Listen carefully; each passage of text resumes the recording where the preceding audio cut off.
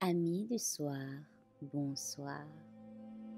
Ce soir, je vais vous raconter l'histoire d'Aurore et Aimée, un conte écrit par Jeanne-Marie Le Prince de Beaumont.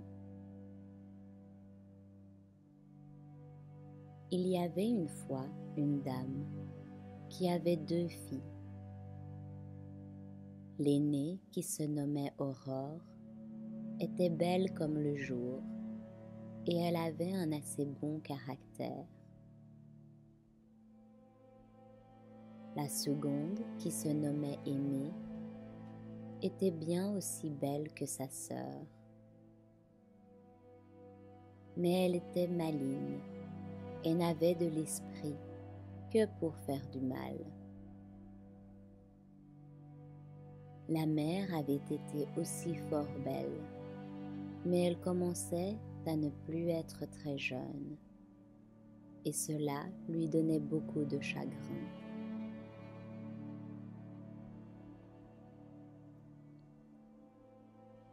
Aurore avait 16 ans et Aimée n'en avait que 12. Ainsi, la mère, qui craignait de paraître vieille, quitta le pays où tout le monde la connaissait et envoya sa fille aînée à la campagne, parce qu'elle ne voulait pas qu'on sût qu'elle avait une fille âgée. Elle garda la plus jeune auprès d'elle et fut dans une autre ville. Et elle disait à tout le monde qu'Aimée n'avait que 10 ans et qu'elle l'avait eue avant 15 ans.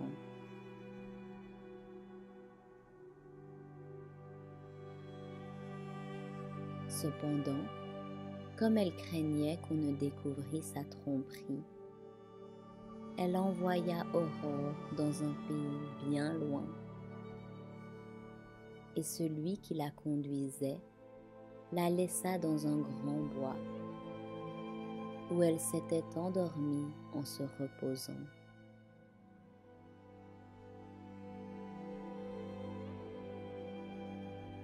Quand Aurore se réveilla et qu'elle se vit toute seule dans ce bois, elle se mit à pleurer.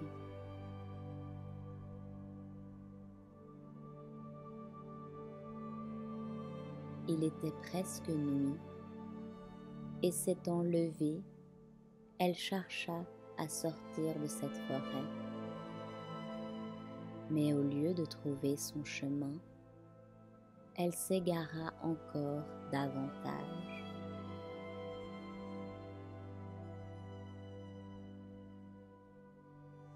Enfin, elle vit bien loin une lumière, et étant allée de ce côté-là, elle trouva une petite maison. Aurore frappa à la porte, et une bergère vint lui ouvrir et lui demanda ce qu'elle voulait. « Ma bonne mère, lui dit Aurore, je vous prie par charité de me donner la permission de coucher dans votre maison. Car si je reste dans le bois, je serai mangée des loups. »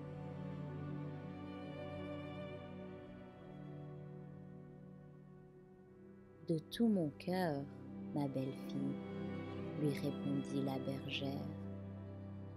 Mais dites-moi, pourquoi êtes-vous dans ce bois si tard?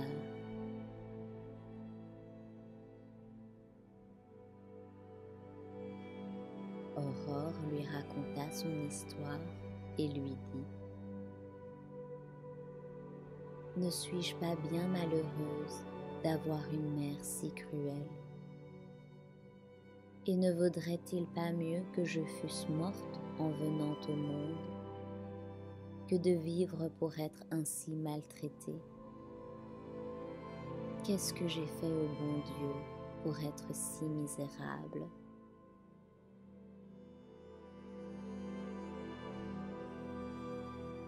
Ma chère enfant, répliqua la bergère, il ne faut jamais murmurer contre Dieu. Il est tout-puissant, il est sage, il vous aime et vous devez croire qu'il n'a permis votre malheur que pour votre bien.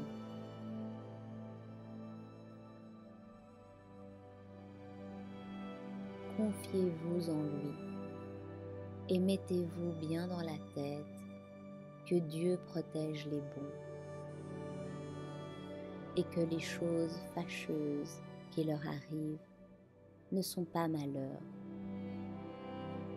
Demeurez avec moi, je vous servirai de mère et je vous aimerai comme ma fille.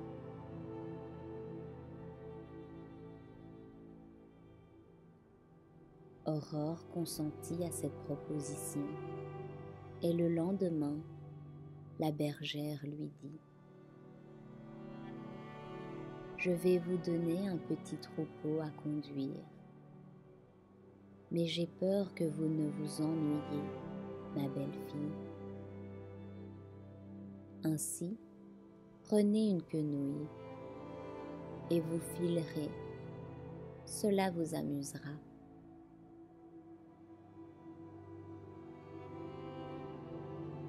« Ma mère, répondit Aurore, je suis une fille de qualité, ainsi je ne sais pas travailler.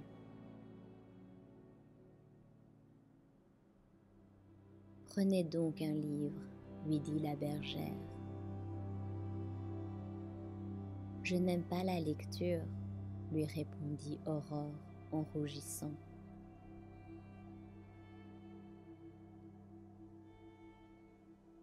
C'est qu'elle était honteuse d'avouer à la fée qu'elle ne savait pas lire comme il faut. Il fallut pourtant avouer la vérité. Et elle dit à la bergère qu'elle n'avait jamais voulu apprendre à lire quand elle était petite et qu'elle n'en avait pas eu le temps quand elle était devenue grande. Vous aviez donc de grandes affaires, lui dit la bergère. Oui, ma mère, répondit Aurore. J'allais me promener tous les matins avec mes bonnes amies. Après dîner, je me coiffais. Le soir, je restais à notre assemblée. Et puis j'allais à l'opéra, à la comédie, et la nuit, j'allais au bal.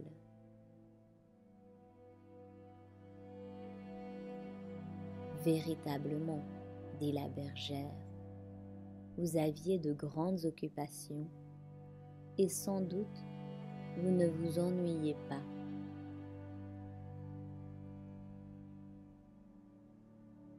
Je vous demande pardon, ma mère, répondit Aurore. Quand j'étais un quart d'heure toute seule, ce qui m'arrivait quelquefois, je m'ennuyais à mourir. Mais quand nous allions à la campagne, c'était bien pire. Je passais toute la journée à me coiffer et à me décoiffer pour m'amuser. Vous n'étiez donc pas heureuse à la campagne, dit la bergère. Je ne l'étais pas à la ville non plus, répondit Aurore. Si je jouais, je perdais mon argent. Si j'étais dans une assemblée, je voyais mes compagnes mieux habillées que moi, et cela me chagrinait beaucoup. Si j'allais au bal, je n'étais occupée qu'à chercher des défauts à celles qui dansaient mieux que moi. Enfin, je n'ai jamais passé un jour sans avoir du chagrin.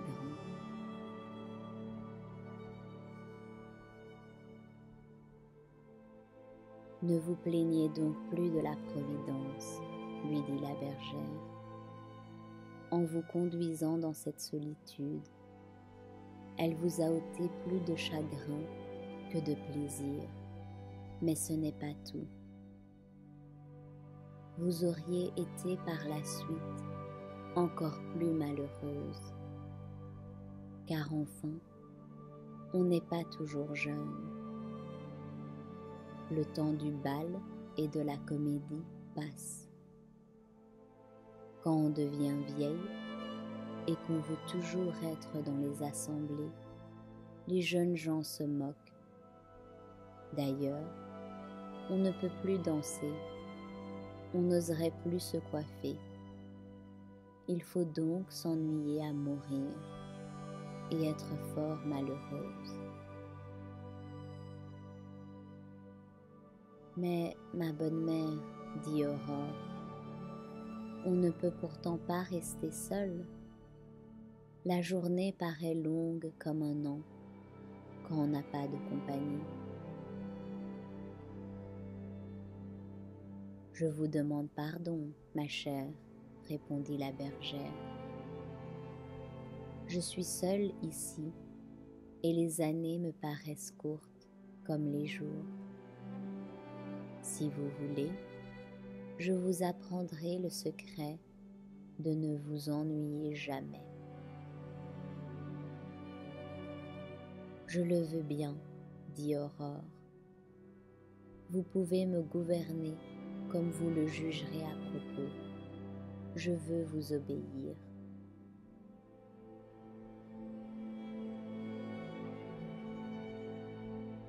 La bergère, profitant de la bonne volonté d'Aurore, lui écrivit sur un papier tout ce qu'elle devait faire. Toute la journée était partagée entre la prière, la lecture, le travail et la promenade. Il n'y avait pas d'horloge dans ce bois, et Aurore ne savait pas quelle heure il était. Mais la bergère connaissait l'heure par le soleil. Elle dit à Aurore de venir dîner.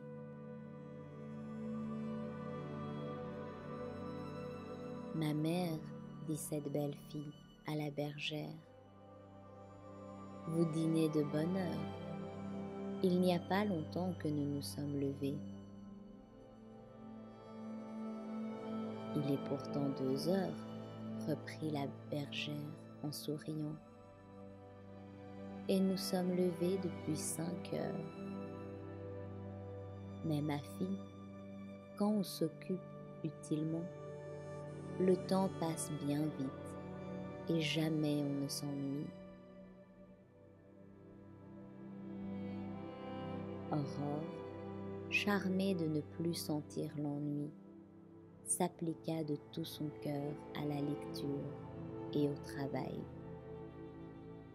Et elle se trouvait 1000 fois plus heureuse au milieu de ses occupations champêtres qu'à la ville.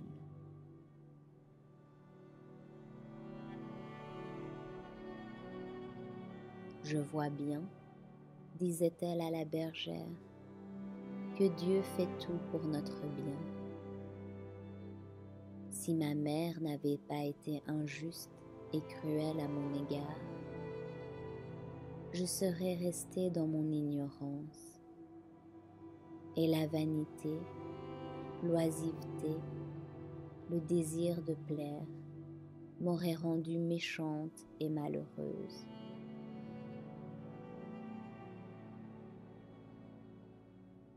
Il y avait 1 an qu'Aurore était chez la bergère, lorsque le frère du roi vint chasser dans le bois où elle gardait les moutons. Il se nommait Ingénu, et c'était le meilleur prince du monde. Mais le roi, son frère, qui s'appelait Fourbin, ne lui ressemblait pas, car il n'avait de plaisir qu'à tromper ses voisins et à maltraiter ses sujets. Ingénu fut charmé de la beauté d'Aurore et lui dit qu'il se croirait fort heureux si elle voulait l'épouser. Aurore le trouvait fort aimable, mais elle savait qu'une fille qui était sage n'écoute point les hommes qui leur tiennent de pareils discours.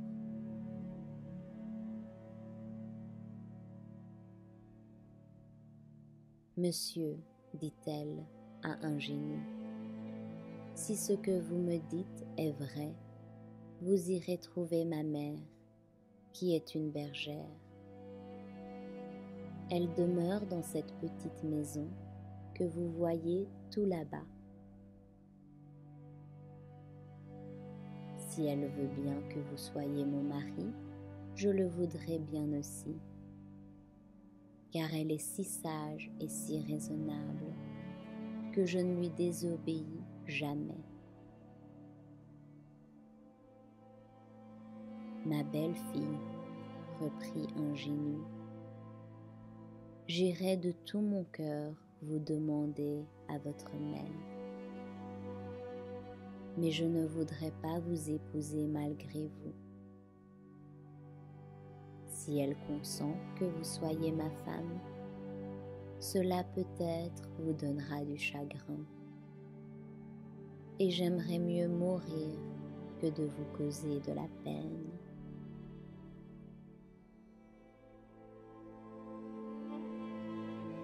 Un homme qui pense comme cela a de la vertu, dit Aurore, et une fille ne peut être malheureuse avec un homme vertueux. Ingénu quitta Aurore et fut trouver la bergère qui connaissait sa vertu et qui consentit de bon cœur à son mariage. Il lui promit de revenir dans 3 jours pour voir Aurore avec elle, et partit le plus content du monde, après lui avoir donné sa bague pour gage.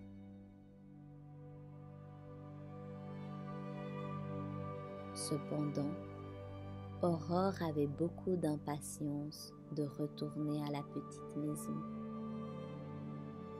Ingénu lui avait paru si aimable qu'elle craignait que celle qu'elle appelait sa mère ne l'eût rebutée, mais la bergère lui dit : « Ce n'est pas parce qu'Ingénu est prince que j'ai consenti à votre mariage avec lui, mais parce qu'il est le plus honnête homme du monde. »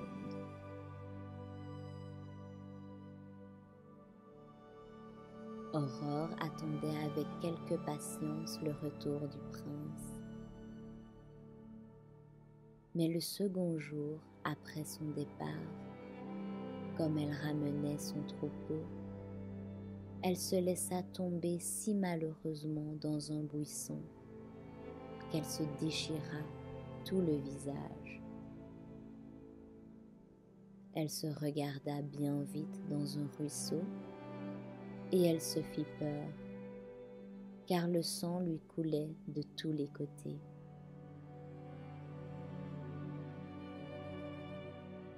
« Ne suis-je pas bien malheureuse ?» dit-elle à la bergère en rentrant dans la petite maison. « Ingénu viendra demain matin et il ne m'aimera plus, tant il me trouvera horrible. » La bergère lui dit en souriant : « Puisque le bon Dieu a permis que vous soyez tombés, sans doute que c'est pour votre bien, car vous savez qu'il vous aime et qu'il sait mieux que vous ce qui vous est bon. » Aurore reconnut sa faute, car c'en est une de murmurer contre la Providence. Et elle dit en elle-même : si le prince Ingénu ne veut plus m'épouser, parce que je ne suis plus belle. Apparemment que j'aurais été malheureuse avec lui. Cependant, la bergère lui lava le visage et lui arracha plusieurs épines qui étaient enfoncées dedans. Le lendemain matin, Aurore était effroyable, car son visage était horriblement enflé et on ne lui voyait pas les yeux. Sur les 10 heures du matin, on entendit un carrosse s'arrêter devant la porte.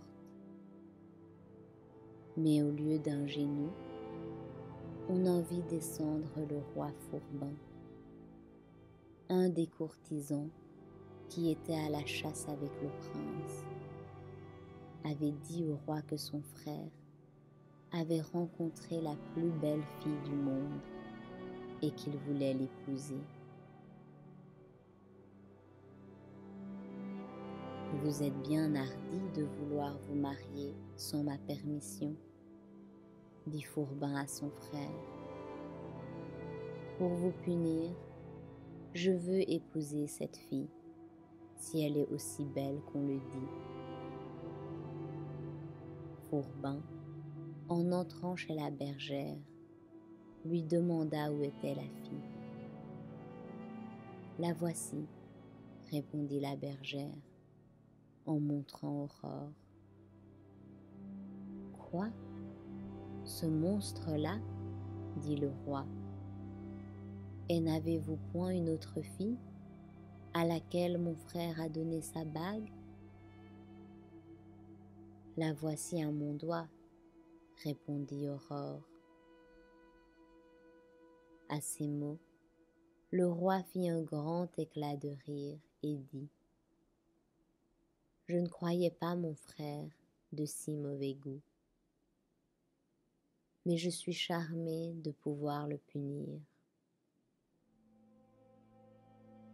En même temps, il commanda à la bergère de mettre un voile sur la tête d'Aurore, et ayant envoyé chercher le prince Ingénu, il lui dit :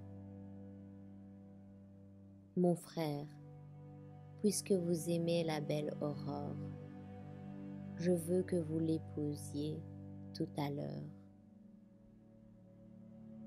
Et moi, je ne veux tromper personne, dit Aurore en arrachant son voile. Regardez mon visage. Ingénu, je suis devenue bien horrible depuis 3 jours. Vous voulez encore m'épouser? Vous paraissez plus aimable que jamais à mes yeux, dit le prince, car je reconnais que vous êtes plus vertueuse encore que je ne croyais. En même temps, il lui donna la main, et Fourbin riait de tout son cœur. Il commanda donc qu'ils fussent mariés sur le champ. Mais ensuite, il dit à Ingénu : Comme je n'aime pas les monstres, vous pouvez demeurer avec votre femme dans cette cabane. Je vous défends de la mener à la cour. En même temps, il remonta dans son carrosse et laissa Ingénu transporté de joie.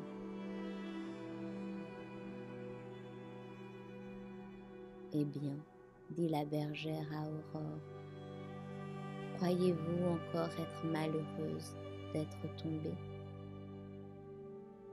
Sans cet accident, le roi serait devenu amoureux de vous, et si vous n'aviez pas voulu l'épouser, il eût fait mourir Ingénu. Vous avez raison, ma mère, reprit Aurore. Mais pourtant, je suis devenue laide à faire peur, et je crains que le prince n'ait du regret de m'avoir épousée. Non, je vous assure, reprit Ingénu, on s'accoutume au visage d'une laide, mais on ne peut s'accoutumer à un mauvais caractère. Je suis charmée de vos sentiments, dit la bergère, mais Aurore sera encore belle. J'ai une eau qui guérira son visage.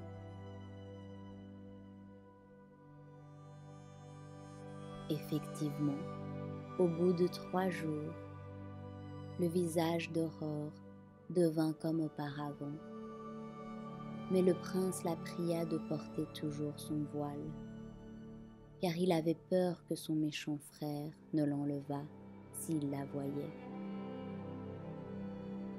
Cependant, Fourbin, qui voulait se marier, fit partir plusieurs peintres pour lui apporter les portraits des plus belles filles. Il fut enchanté de celui d'Aimée, sœur d'Aurore, et l'ayant fait venir à la cour, il l'épousa. Aurore eut beaucoup d'inquiétude quand elle sut que sa sœur était reine. Elle n'osait plus sortir, car elle savait combien cette sœur était méchante et combien elle la haïssait. Au bout d'1 an, Aurore eut un fils qu'on nomma Beaujour, et elle l'aimait uniquement. Ce petit prince, lorsqu'il commença à parler, montra tant d'esprit qu'il faisait tout le plaisir de ses parents. Un jour qu'il était devant la porte avec sa mère, elle s'endormit, et quand elle se réveilla, elle ne trouva plus son fils.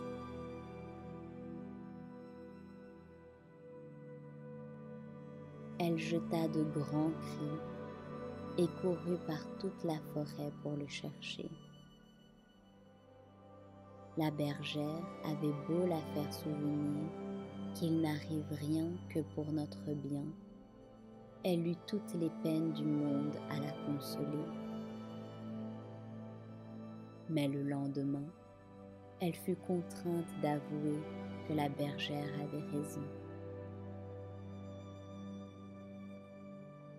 Fourbin et sa femme, enragés de n'avoir point d'enfant, envoyèrent des soldats pour tuer leur neveu. Et voyant qu'on ne pouvait le trouver, ils mirent Ingénu, sa femme et la bergère dans une barque et les firent exposer sur la mer afin qu'on n'entendît jamais parler d'eux.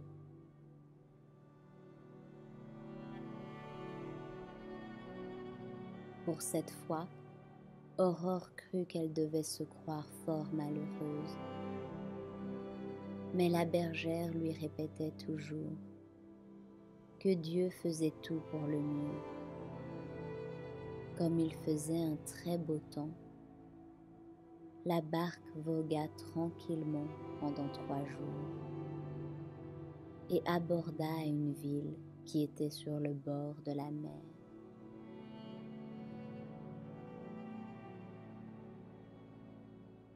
Le roi de cette ville avait une grande guerre et les ennemis l'assiégèrent le lendemain. Ingénu, qui avait du courage, demanda quelques troupes au roi. Il fit plusieurs sorties et eut le bonheur de tuer l'ennemi qui assiégeait la ville. Les soldats, ayant perdu leur commandant, s'enfuirent et le roi, qui était assiégé, n'ayant point d'enfant, adopta Ingénu pour son fils afin de lui marquer montrer sa reconnaissance.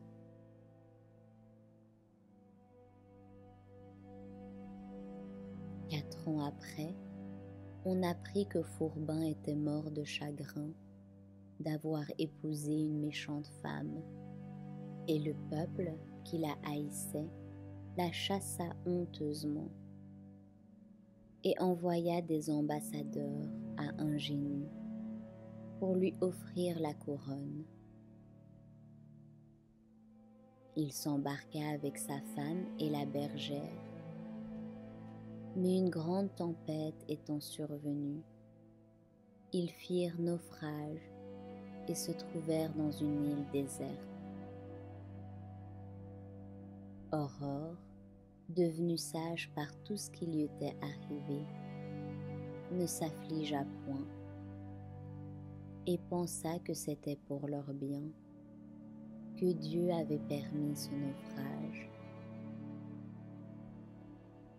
Ils mirent un grand bâton sur le rivage et le tablier blanc de la bergère en haut de ce bâton, afin d'avertir les vaisseaux qui passeraient par là de venir à leur secours.